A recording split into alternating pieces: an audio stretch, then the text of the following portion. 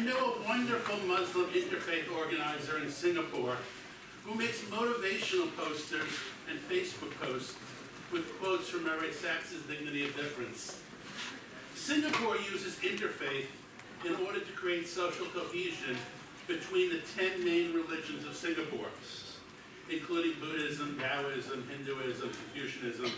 My Muslim friend Fahima finds Rabbi Sachs directly addressing the social cohesion needs of Singapore in this age of globalization. This paper is called The Dignity of Globalization, but could just as well be called Diversity in Globalization. In the late 1990s and early 2000s, Rabbi Jonathan Sachs, chief rabbi, was invited to world forums on economics, the environment, education, globalization.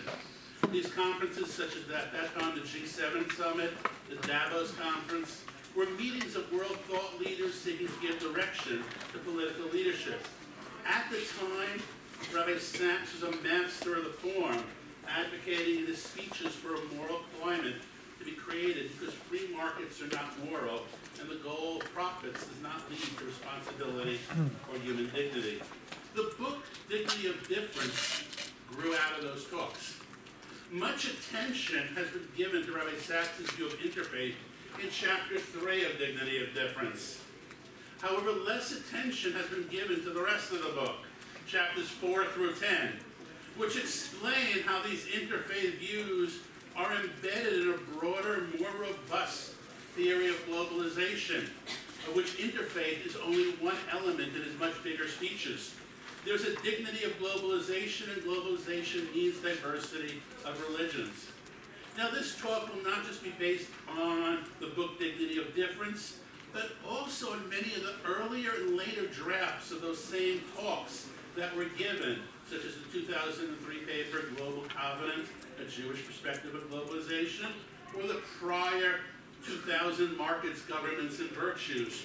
You see that he's giving alternate formulations and tweaking it in all directions in each time he gets up in public. In the years 1998 to 2004, the issues were globalization and capitalism.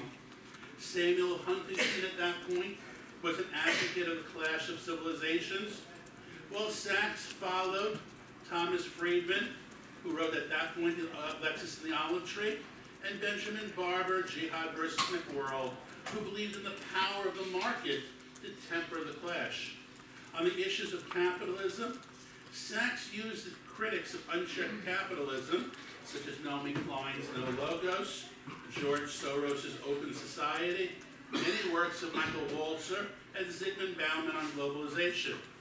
In many of these positions, Sachs was close to his contemporary and friend, Prime Minister Tony Blair, who converted to Catholicism upon leaving office, and set up an organization specifically for solving global problems as part of an interfaith program.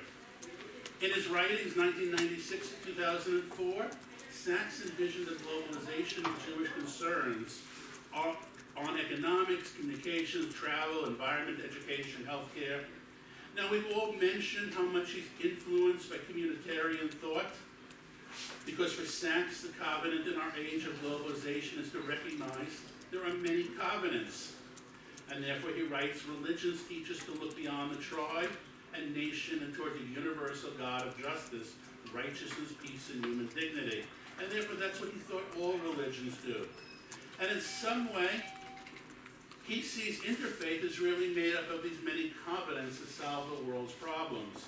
And in some way, this is a thesis of the paper in a nutshell. Religion solves social problems, not the secular state. And his interfaith idea of diversity grew out of this ethical insight that's being told in a room in which there are 6, 8, or 10 different religions all getting up on panels speaking about the same topics.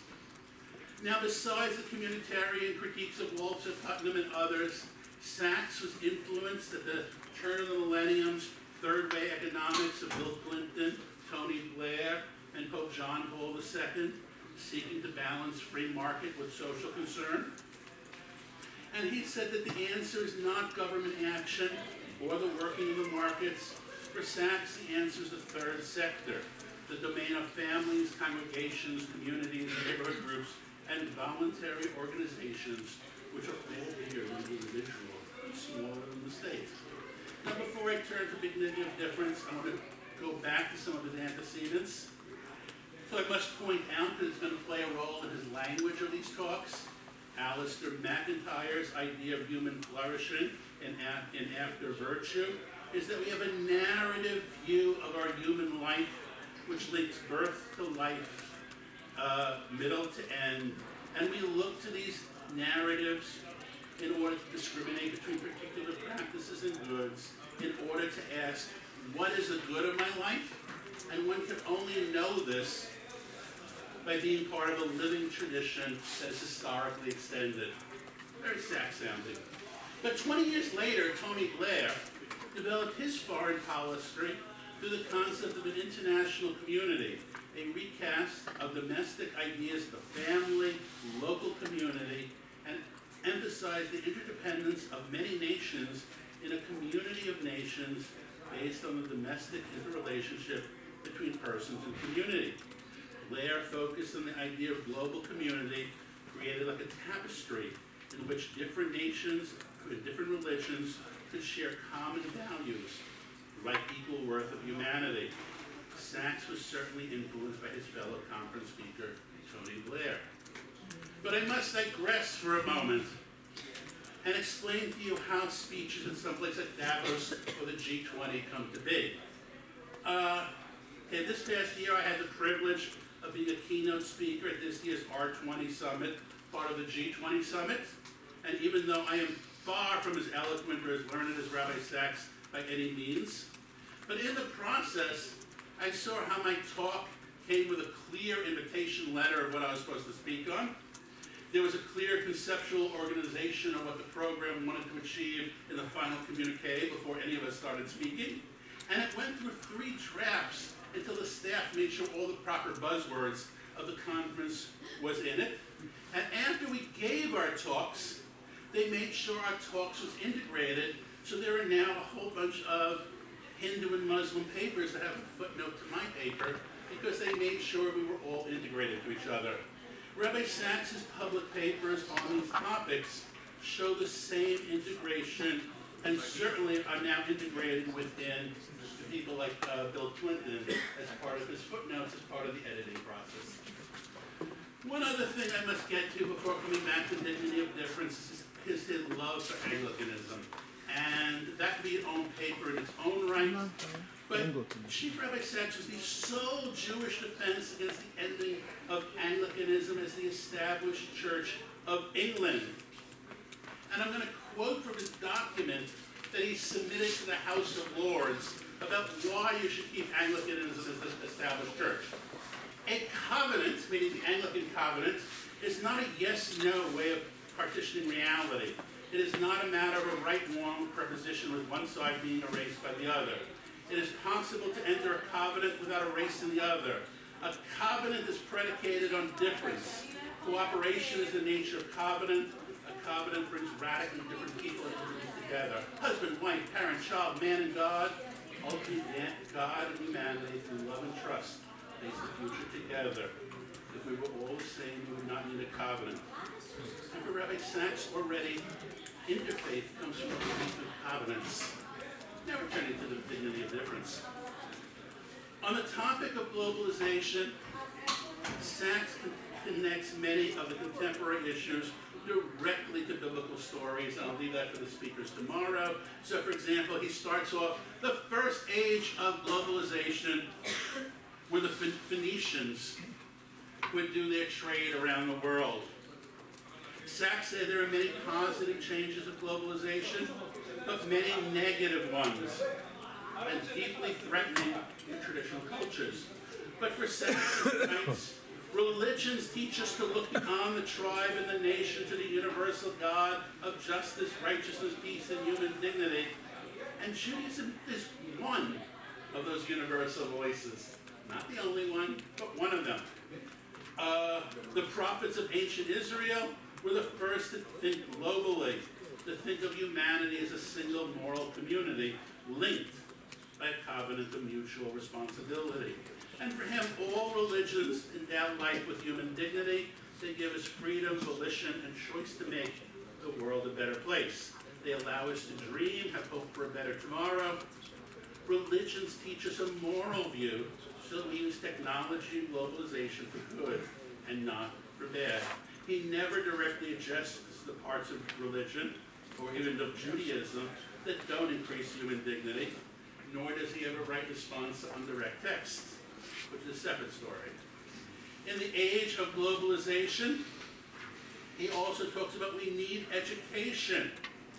And that education comes from the fact that God endowed human beings to be in his image, and therefore to have creativity, to be a partner in creation, and that's about education. And of course, Judaism, both biblical and rabbinic, believes in education, a democratization of education, and therefore it's our duty as Jews in the age of globalization to ensure education for all, and that everyone on earth have access to information, knowledge, and skills. And at that point, he footnotes as his source President Bill Clinton and George Soros. I mean, there's a coming together what he truly sees as the Jewish point of view and what goes on at these conferences about what the agenda is. On civil society, he points out that modernity valued progress over everything else, but this led to an impoverished social world. He quotes along the way his 1999 book, The Politics of Hope, where he talks about the covenantal, and that's more important than the contractual, that we should have a world and a civil society based on love, loyalty, faithfulness, mutuality. And he certainly points out the Judaic emphasis on the third sector of family, synagogue, and school is an essential thing that Judaism has to teach to the world. These conferences also talk about global relief, which he immediately translates as tzedakah, but he defines it as the removal of barriers to human dignity, which includes the removal of poverty, tyranny, structural economics, and structural social deprivation. Meaning, Sachs will use the definition of Amartya Sen, the Indian economist, in order to define tzedakah, but Sen is a committed secularist who wants to solve the problems through government amelioration, while Sachs thinks it's going to be handled through a covenant. And a covenant because you remember you were slaves in Egypt, and therefore do not oppress the widow, orphan, or stranger. But he made a huge jump there to take tzedakah and apply it to structural economic problems. He clearly holds in these speeches that the market by itself is unfair, unequitable, and therefore tzedakah is the concept for our times, and that the retreat from the welfare state and the financial deregulations and monetarist policy set in progress by Reaganomics and Thatcherism have created great inequalities in the world. Remember, he's speaking around circa 2000 of what was seen as the general agenda at the time. And he writes, third world workers produce the goods the multinationals sell, do so under Dickinsonian conditions that involves child labor, unsanitary factories, less than subsistence wages, and he's going to solve it by saying we've got to cultivate compassion, social justice, human solidarity on a global level. Now he actually takes the Rambam in Hilchot Tzedakah that says the goal is to give people economic self-sufficiency, and he applies it to foreign affairs. Now you should know there's an article by Michael Walzer in Foreign Affairs that actually does that and takes the Rambam and applies it to relief. I don't know if Sachs saw that article, but a lot of what he's doing is that same move of globalizing halachic statements, and this may be one of Sachs's major contributions to the history of Jewish ethics, is to extend local ethics to a global level. on many issues, he was the first Orthodox rabbi to make a leap into a global imperative. On environment, he's going to once again talk about the need to preserve the environment. Or in 2022, you'll not use the word climate change or stop using plastics. But in the year 2000, the word was environment. And he concludes that says many of the world's great faiths contain teachings of great wisdom on environmental ethics. He's coming from the world of globalization, not from environmental theology. Now to return to the dignity of difference. You know, while the first edition of Dignity of Difference mentioned is one universal God, but each religion has its own particular covenant with God, and that got censored in the second edition, but he didn't ever retreat. In the essays that came out in 2003, 2004, he even goes much further and writes, God has spoken in many languages through many faiths. No language need threaten the others. None should supersede the others. Religious truth is not solely ontological, but covenantal. Ontologies conflict, covenants do not. And ostensibly, he went out on a ledge progressively much further by removing ontology from the question and saying that it's all about narrative. He says, well, the diversity of religions in the hands of the later talks become diversity of narratives that guide us.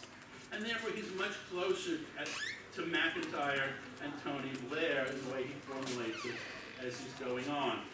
Sachs is aware that many see religion as part of the problem, but he is adamant that religion is a moral covenant that gives us a sense of responsibility. Sachs advocates creating a global covenant to work for human rights, human dignity, and the common good. He does not want a political entity such as the United Nations, but a covenantal agreement in many ways, similar to the original documents on human rights collected by Eleanor Roosevelt, in which Hindu, Muslim, Confucian scholars all said, we don't have concepts of Western human rights, we have religious versions that provide compassion, human dignity, but we don't have to agree in theory. Sachs in many ways goes along with that sort of Eleanor Roosevelt edited volume. Finally, I want to point out that in all of these talks, he's referring to Torah. He's referring to the religious ideals of Judaism. At no point does it ever get activated or played out in anything called the Jewish state or a state of Israel. It is entirely about the wisdom of the Jewish religion.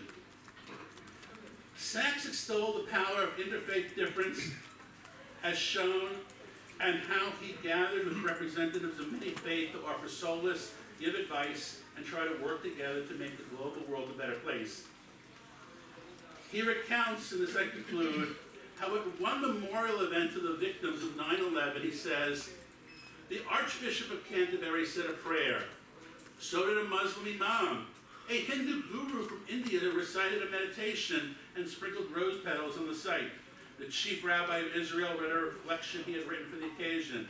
It was a rare moment of togetherness in the face of mankind's awesome powers of destruction.